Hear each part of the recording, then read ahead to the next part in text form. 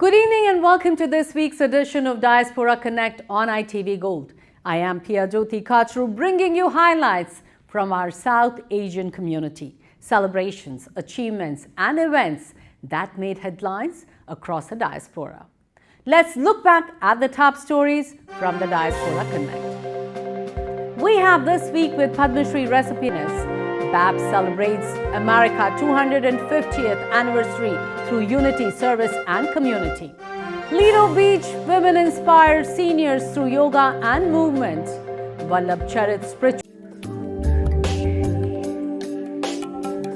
Padma Shri recipient Dr. Sudhir Parekh, chairman of Parekh Worldwide Media and ITV Gold, shared his insights on current global events.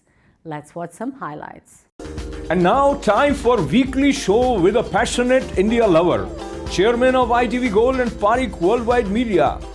Get ready for loving sharing from physician, philanthropist, publisher, and India advocate in this week. Namaskar and welcome to This Week with Padma Shri recipient Dr. Sudhir Parekh right here on ITV Gold. Namaskar, Doctor. Namaskar and Namaskar ITV viewers. So, Dr. Parekh, I see here, I have with me here one of our, print media, the Desi Talk, and I see on that you, like Dr. Parekh, Representative Frank Pallone, and they support strong business ties with India during meeting with Maharashtra Chief Minister Fadnavis. So I want you to talk about it a little bit. I want you to tell us what is it exactly?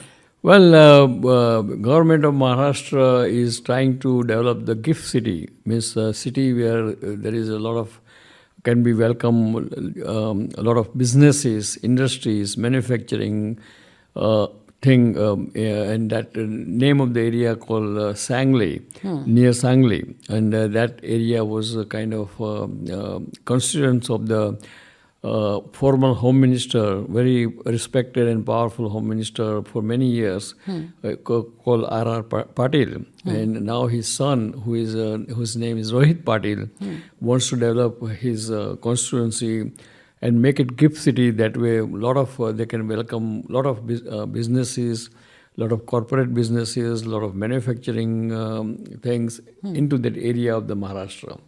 So, Chief Minister of Maharashtra invited myself, as well as Congressman Frank Pallone, to come there and join the meeting with the Chief Minister of Maharashtra and all other officers of the government of the Maharashtra. And we went there, myself, and also there was one minister from the Japan was also there. And Frank Pallone could not make it personally, but he came via video there. And we talk about, discuss about how to get their businesses into the Maharashtra from the USA, and how to get the Indian businesses to USA, vice versa. So, and I promise, since as you know that I'm tirelessly promoting this US-India relations for last 45 years, so this is kind of one of my passion, and it was very successful. And that day, we able to, on the first meeting, we had 2 hours of meeting, very, very informative meeting, very cordial meeting, and Chief Minister was very happy. And we announced 2 MOU worth 1,000 crore rupees MOU signed in the front of the Chief Minister. And he was very happy to see the results right away in this first meeting. And now we are going to have a business summit sometime end of August or beginning of the September. So that's going to happen here? Yes, it's going to happen in New York City. And it will be hosted by Parekh Worldwide Media, as well as government of Maharashtra. And Chief Minister himself personally accepted the invitation to come personally with the lot of business corporate CEO and CFO from the India to meet a lot of corporate CFOs and CEO of the USA. And to promote this gift city. They already planned in the Maharashtra, and they promise us that government of Maharashtra will give them red carpet treatment. Everything, all the facilities are available. Land and everything will be at kind of very fair discounted price. There is enough water supply, there is enough of electricity supply, so no industry will have any problem of running their business there. And so let's hope so. And I personally hope that I can able to help government of Maharashtra and Sangli area in the Maharashtra. As well as I also met Chief Minister of Gujarat, and I also assured him and promised him that I will do the similar or even more effort to bring the new businesses from the USA to Gujarat. And we are hoping to do the best. All right. I think, it looks like very promising kind of a thing, and I'm sure it's all going to work out. That's what I would say. It will be, yeah. Yes. Okay. And I know Congressman Frank Pallone also sent a video message. So let's hear what he said. Hi, I'm Congressman Frank Pallone, representing New Jersey's 6th Congressional District. Chief Minister and distinguished dignitaries and guests, I appreciate the opportunity to address you all. I actually helped start the Congressional India Caucus many years ago because I knew how important India would be to the United States and how important the United States would be to India as well. And since then, the caucus has over 100 members from both sides of the aisle, and it shows how important the U.S.-India relationship is for Congress. And through the caucus's work, we brought India and Indian American issues to the forefront in Washington, D.C., in my opinion. But the strength and vibrancy of the millions of Indian Americans in the U.S. is a foundational piece of our country's robust people-to-people ties. Indian Americans' presence in American civic, professional, and community life has contributed so much to the United States, and I'm really proud to represent one of the largest Indian American communities in the United States here in my district. It's because of this representation that I will always be an advocate for the Indian American community and a voice in Congress for strengthening the relationship between the world's oldest democracy and the world's largest democracy. Now, I'd also like to take a moment, if I can, to speak to the work of Dr. Sudhir Parikh, who I understand is present with all of you today. I've known Dr. Parikh for a long time. He's been a consistent voice for the U.S.-India relationship. And as chairperson of the Global Physicians Association, he brings both institutional weight and a genuine personal commitment to his work. Let me say that whether it's in defense, technology, or healthcare, I'm proud to see the continued investments between our two countries, and I really look forward to seeing how ties between the United States and India will continue to grow. So as we move forward, please know that you have me and many colleagues in Congress committed to bringing our countries closer together. And I thank you again. So, Doctor, let's start with, we have this new flip-flop in the Iran situation with war resuming again. And now US is wanting to charge for Strait of Hormuz for the passage of ships. So I want to know from you what's going on. I think it's a kind of, there is a war and there's no war, kind of, And neither USA nor Iran wants full-fledged war. But this is all posturing. And now Iran has complete control over the Strait of Hormuz. And that's even more important or more powerful than nuclear bomb. And because that can affect the whole world economy easily without doing anything. So I think they are not going to give up that thing to USA. So what do you say that USA is going to charge for? They are even going to, President Trump has a proposal of 20% toll for the safe passage. So how is that going to work? No, that won't work because then Iran will not agree with that. If they agree, then it means USA is taking away that Hormuz from Iran control. So they won't agree. So, but suppose if it happens, how is it going to impact the commerce. No, commerce, because they had to do only is just shoot a couple of drones to the couple of vessels, and just like they did last week. And then that can upset the whole thing, and then all the insurance goes skyrocket, and then no vessel will dare to go through, because why they want to take a chance. So I don't think it will work. Okay. It will not work. So they have to figure it out. The control is not going to. Iran is not going to give away Control to US. Unfortunately, because they know that this is even more powerful than nuclear bomb. Because they can upset everybody's economy, including all the Gulf countries and everything. So they won't know. They realize that they have gold here, so they're not going to give up.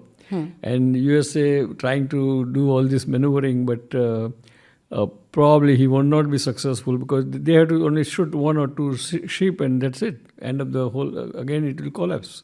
Right. How is this war and not war and, flip-flop, sure, not sure, kind of affect our economy and stock markets? I think if this flip-flopping can raise the price of the oil and price of the liquid gas, because look at in last one week, price went from $74 to $84.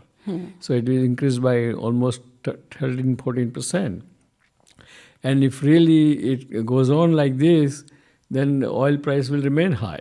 And that affects our economy. Our common people in USA also will suffer, because they have to pay high price of everything. Well, not only gasoline, but high price of the grocery and all the goods, because at the end of the day, all goods and grocery and everything transported by trucks and cargoes, and those all need the gasoline. So I think it's not good for our economy. And that's why you can see that whenever this kind of unsettled thing happens, the 10 years treasury goes up. And yesterday it was 4.62, right, which is very high. And that shows that inflation is coming back again. So let's hope that they should have some kind of resolution. I think first thing they should do is just to open up the Hormuz, give the Iran, if they needed some, just like what Obama did. Obama gave a lot of money, almost $1 billion cash to Iran, and lift a sanction. And then that way, step by step, forget about nuclear thing right now. That should come in the later phase. And my last question again is, we always have this last question about the health. And there is right now some kind of Legionnaire's disease or something in New York City. So I want you to talk about it, because there are a lot of people who live in New York and who watch our show. And it is on one side, it's more like, I think, on the Upper East Side. So what precautions can people take? Well, they have to be careful what they drink water, because this is a kind of waterborne disease, and usually air conditioning units or tank and those kind of thing harbors this organism, and this one gives you very bad respiratory disease. And if you catch early, then there is a treatment for that and can be cured. But if you are a little late, then it can be fatal. So it's a fatal disease, really speaking. And so be very careful. They have to clean their all AC and all the ducts and everything in all the buildings. And people should not drink any tap water or anything. Just have to drink at least bottled water, or be careful what they're drinking, And that's the only way you can prevent this disease. All right. And it's a fatal disease. Yes, it can be fatal, yeah. And so before you give out this week's message, I want to remind all our viewers that please do keep on sending your questions. And, this show is for you, and we are here for you. So just do send it to us. And Dr. Parekh would love to, answer them for you. And also you can follow him on Facebook at Dr. Parekh. And you can also follow him on Twitter. The handle is SUDPARIKH. Please go ahead, Doctor. Well, dear friends, it's my privilege and honor to let you know that 2 weeks ago I was invited by Chief Minister of Maharashtra, Government of Maharashtra, myself and Congressman Frank Pallone to promote the US-India or US-Maharashtra businesses. And we went there, we had a very fruitful meeting with the Chief Minister. And that day, we already signed by two companies about 1,000 crore rupees MOU with the Maharashtra. And we're going to have follow-up business summit here in sometime in end of August in New York City. Will be hosted by Parikh Worldwide Media as well as the initiative taken by Rohit Pawar, who is MLA in the Maharashtra, and Chief Minister of Maharashtra has accepted our invitation to come here personally, and we are trying to promote this US Maharashtra businesses, and it's already successful on day one. And we are hoping that it will go on and strong and very progressive way. And I'm very glad that I'm able to give back to the motherland, giving back and helping motherland to go the foreign investors and foreign businesses into the India, particularly in the Maharashtra and Gujarat.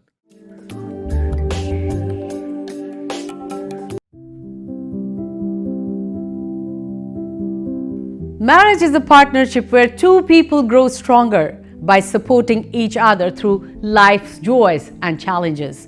It turns everyday moments into lasting memories built on trust, respect, and love. At its best, marriage is a journey of growing together while helping each other become the best version of yourselves. But that all seems like far from reality. Have you noticed something interesting? For our grandparents and parents, getting married wasn't just another life choice. It was the milestone of adulthood. Today, that assumption has changed dramatically.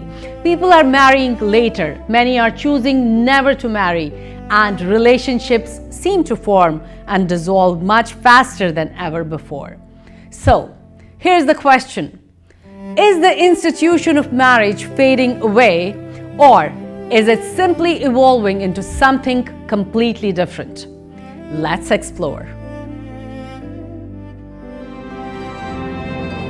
The foundation of earlier generation for the baby boomers and much of Generation X, marriage was almost a universal expectation. You dated with the purpose. Dating wasn't endless exploration. It was a pathway to finding a life partner. People often describe it as trying before buying. While that phrase may sound transactional today, the underlying idea was that dating was meant to answer one question. And the question was, can I spend my life with this person? Marriage wasn't simply about romance. It was an economic partnership. It was about raising children. It created social stability. It connected families and communities. In many households, one partner specialized in earning while the other managed the home.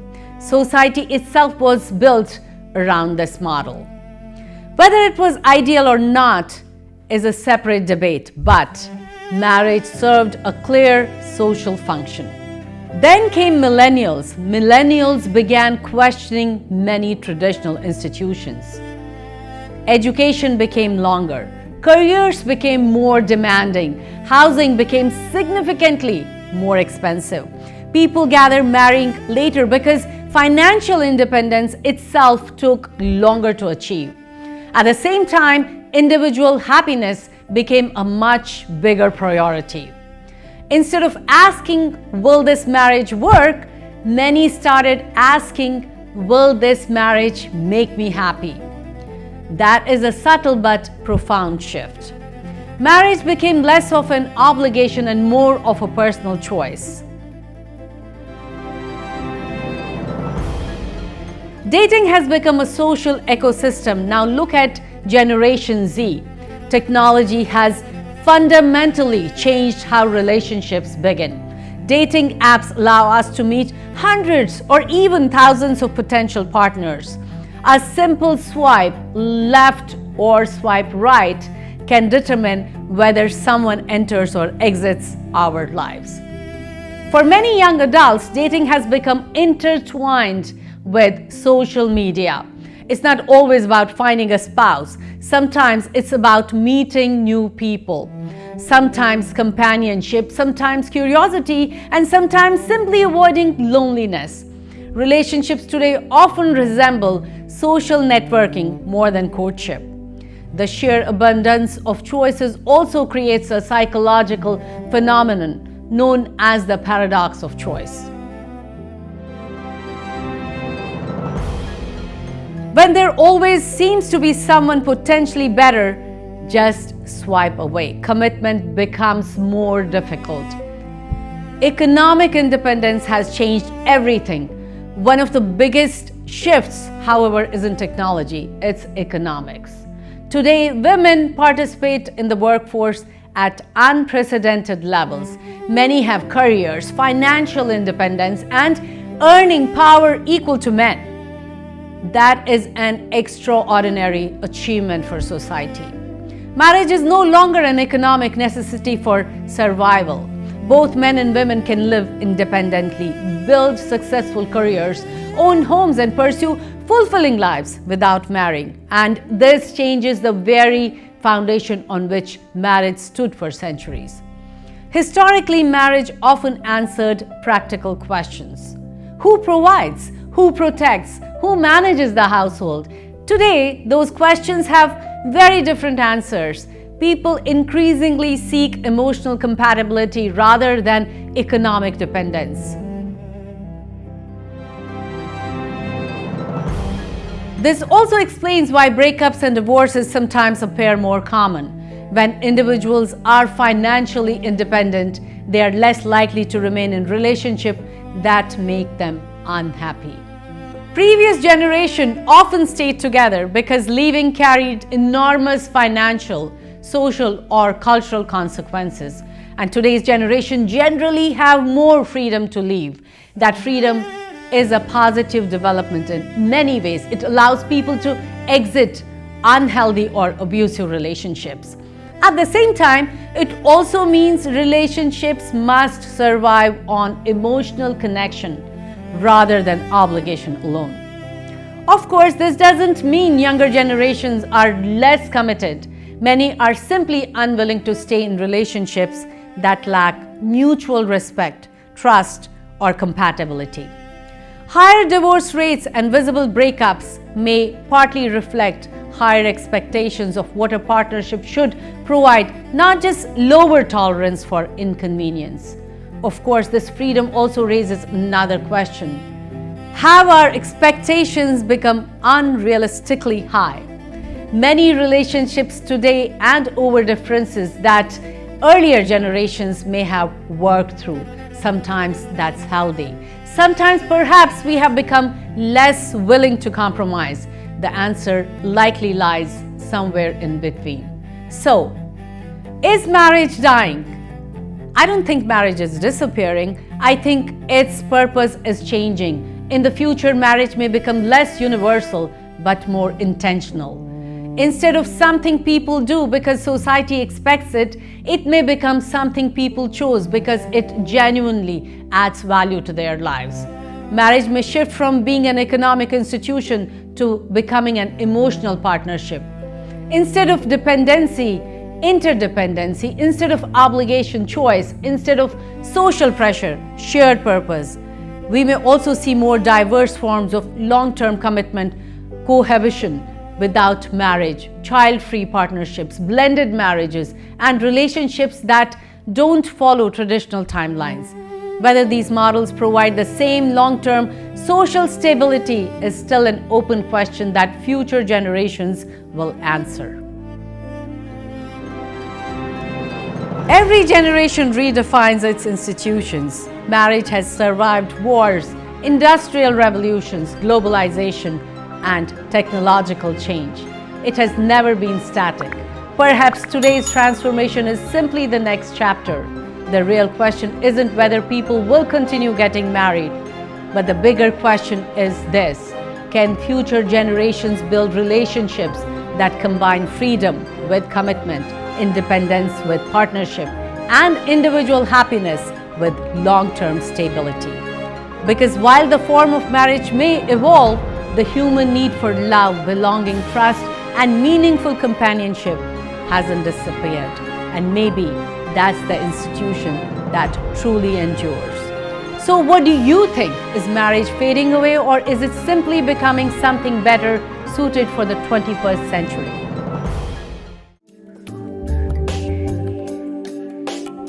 The Association of Indians in America, AIA New Jersey chapter, hosted an autism awareness and fundraising gala at the APA Hotel, Woodbridge, on July 12th, bringing together community leaders, elected officials, healthcare professionals, and advocates to support families affected by autism spectrum disorder.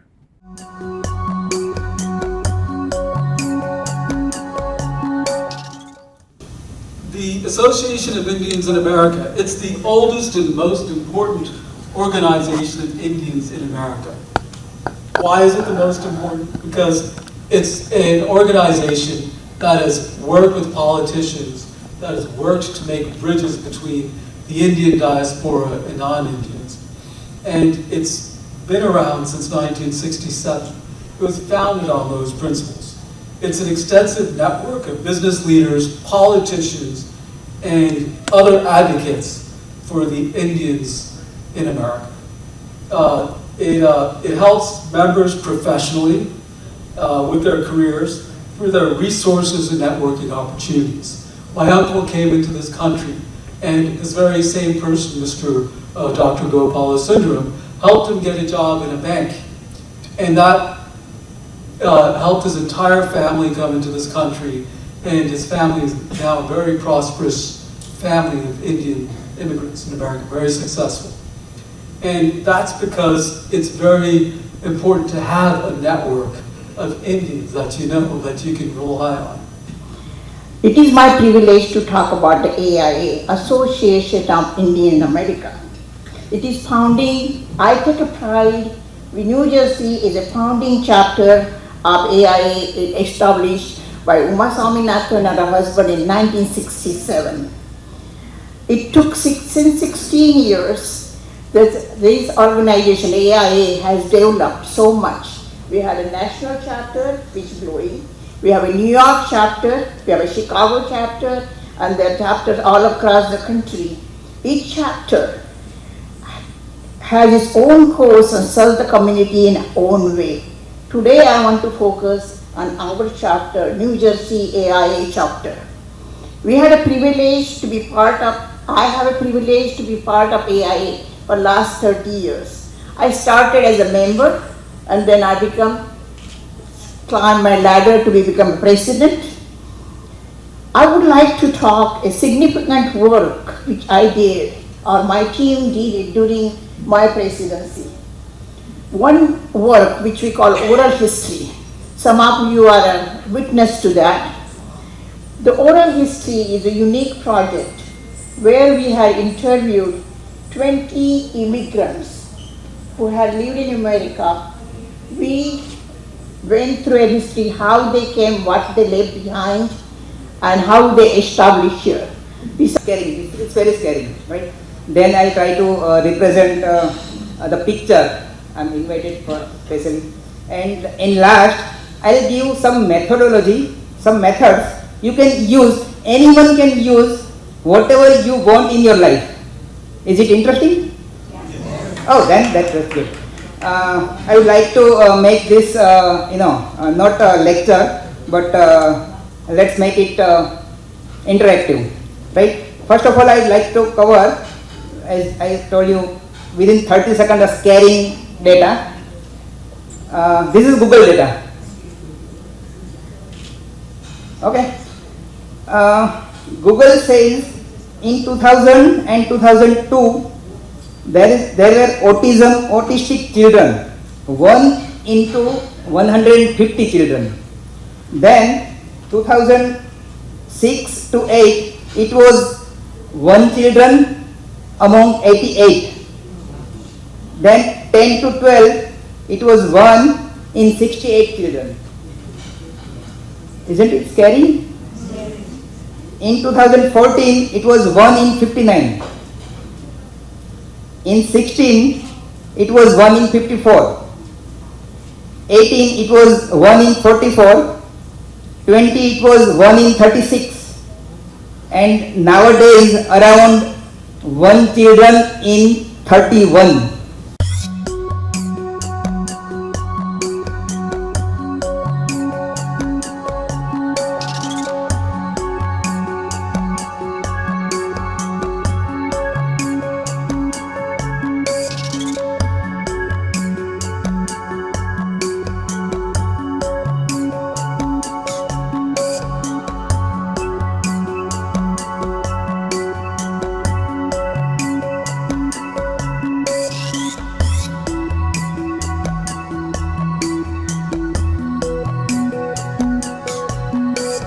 A lot of times I think, let's focus on what we need to do in the future. What do we need to do, as you say, you mentioned affordability in healthcare.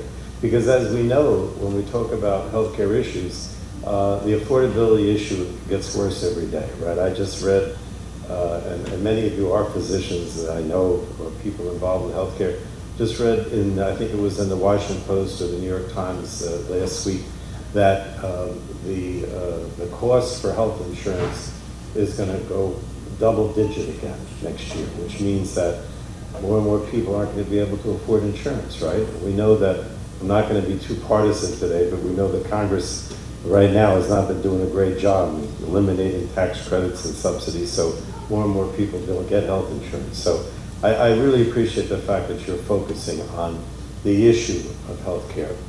Well, my good friend, Congressman Frank Pallone,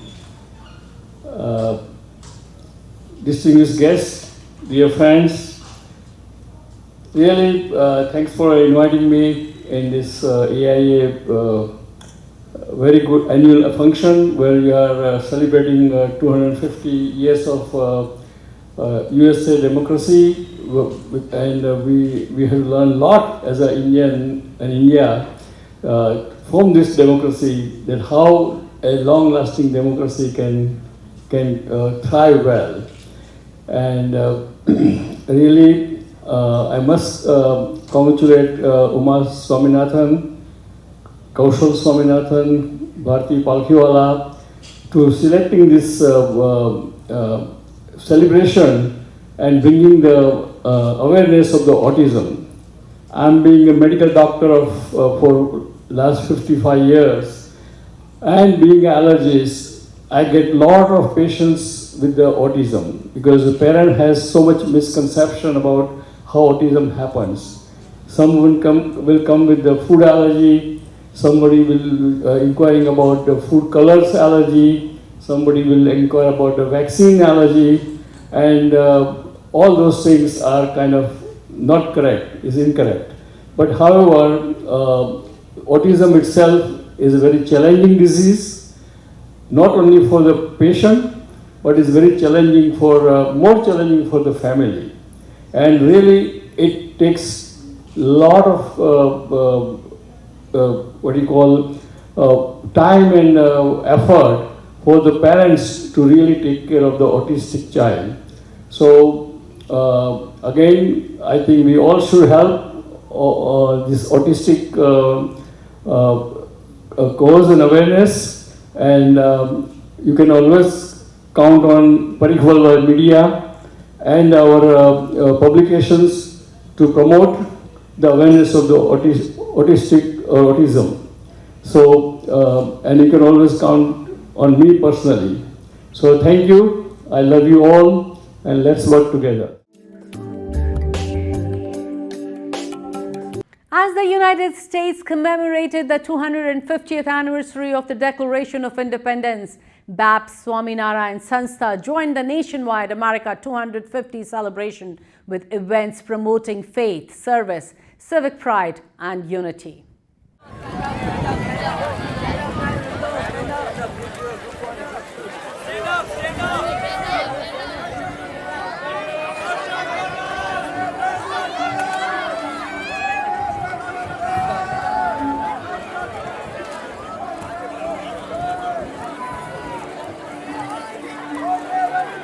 महाराजनी, प्रमुख स्वामी महाराजनी, महंत स्वामी महाराजनी, तपोमूर्ति श्री नीलकंठ वर्णी महाराजनी. Good afternoon and Jai Swaminarayan. Today, June 14th.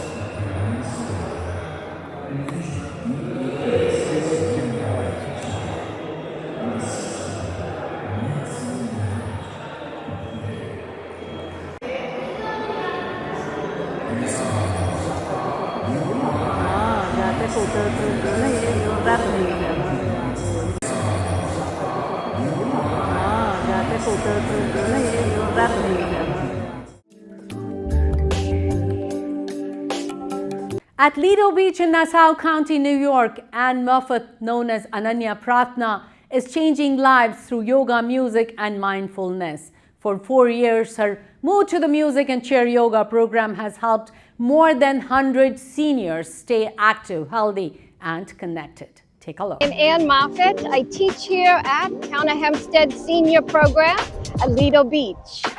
My classes Move to the Music, as we have a wonderful program with ribbon dancing, chair yoga, and meditation. The seniors love to incorporate movement as well as fun. I try to make it a fun class. I hope you can join me at Lido Beach Senior Program, Monday through Friday, 9 to 3 p.m. Thank you.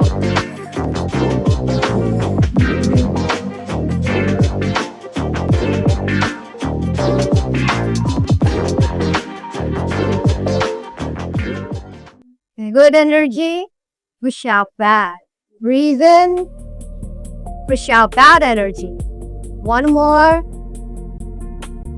A delay. Now when you move, breathe in, breathe out. Breathe in, push. The sound of silence. Have a hand for my Tai Chi dancers. And say, oh, hey, oh. Move your body.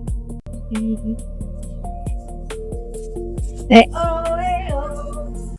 March, march, now scatter your arms and say, I feel better when I'm dancing. Yep. Tushy clap, tushy clap. Tushy clap, tushy clap. Say, oh, I call. Tushy, tushy, tushy.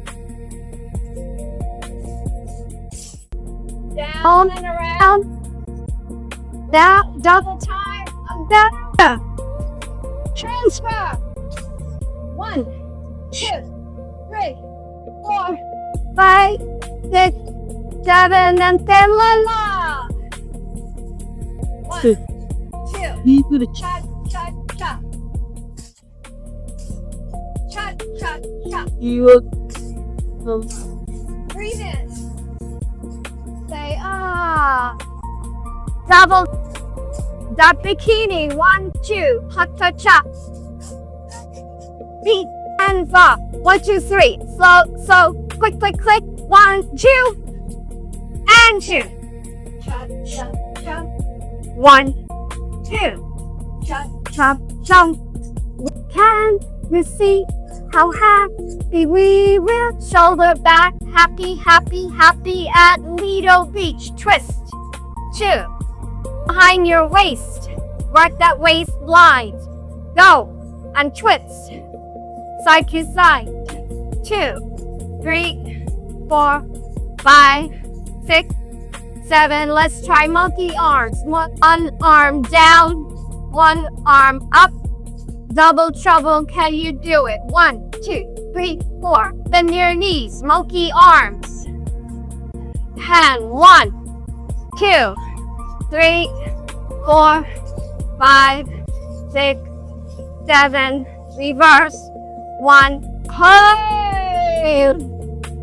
All right, very good. 1, then half a circle, 2, half a circle, 3, half a circle, warming up the shoulder. Can you bend your knees while you do your half circle, yes or no?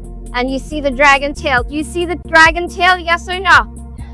Oh, good. Now can you do tornado? Straight down and spin. Over here on the other side. Double treble over here.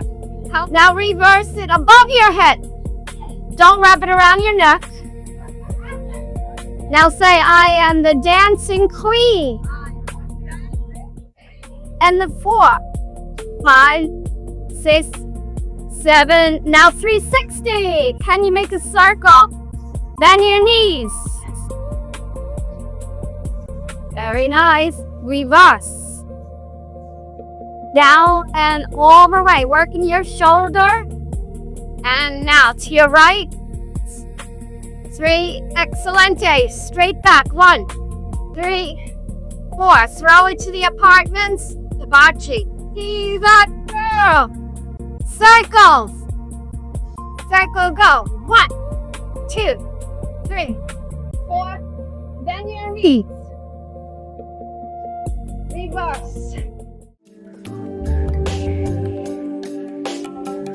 Many devotees attended the 3-day Vallabh Charit Life and Preaching discourse by Pujya Shri Bhupendra Bhai Pandya Ji, held from July 9 through 11th at ITV Gold in Addison, New Jersey. Let's watch some highlights.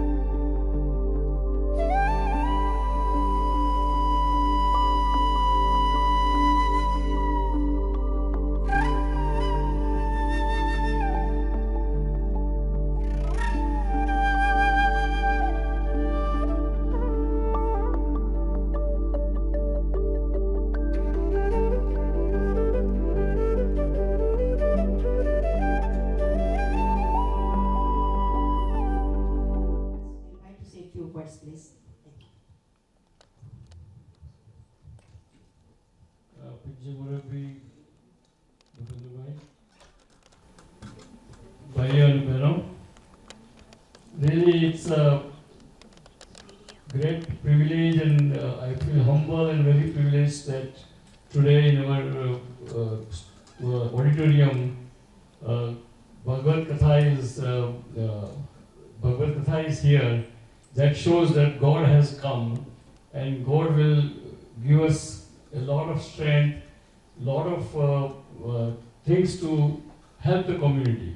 And as you know that I'm a medical doctor, successful, but some people must be thinking that why I have this TV channel and auditorium and studio and newspaper, because I always believed that only way to empower our young generation is through the media, and that was the reason why I invested in the media and acquired the media about almost 17 years ago. So I think this is a great, I feel lucky that I can able to continue, help to empower the young generation and join them with our Mother India, as well as continue, promote our culture and to teach them where we come from, what is our sanskar is, and really that's my mission and goal of the life. So I'm glad you are here today. I welcome you all, and let's have Prasadi of the Bhagavad Katha teaching. Marking a decade of operations in the United States, Joya Lucas celebrated the grand opening of its 8th U.S. showroom in Islin, Edison, New Jersey. Chairman Dr. Joy Lucas welcomed customers, community leaders, and special guests to the new location, highlighting the company's continued commitment to serving the growing South Asian community. Take a look. In Midland, for the long-awaited opening. Oops, let's do this all over again. Hello and welcome to Woodbridge, the best town around. My name is John McCormick. I'm the mayor of this great town, and we're here for the long-awaited opening of Joya Lucas Jewelry Store on Marconi Avenue, a block off Oak Tree Road. And this is a wonderful, beautiful store. I'm joined by John Paul Joya Lucas, and he's going to talk to us about the chain. First, I'd like to introduce some of the Woodbridge people. To my right is Chief of Staff and Head of Redevelopment Projects, Carol Ehrlich. Back there somewhere, more or less, our planning director, there she is. She oversaw the project through the planning department. I want to recognize John B., who owns the building, and we worked together so long, and you did such a good job making sure everything got done. I really was impressed by the job you did.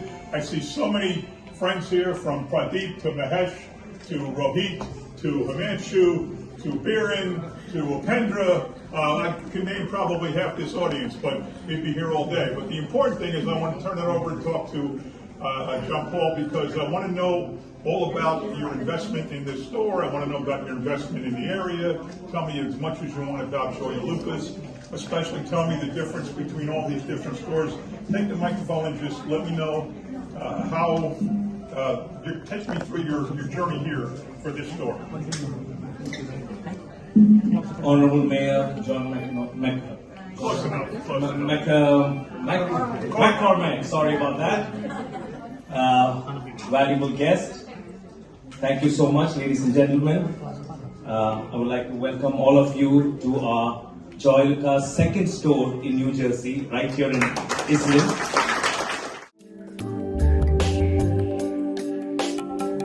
And that's a wrap on Diaspora Connect. Send community news to events@itvgold.com or pi@itvgold.com. Follow ITV Gold on Facebook, subscribe on YouTube, read News India Times at newsindiatimes.com or call 212-675-7515 to subscribe. This is Pia Jyoti Kachru wishing well.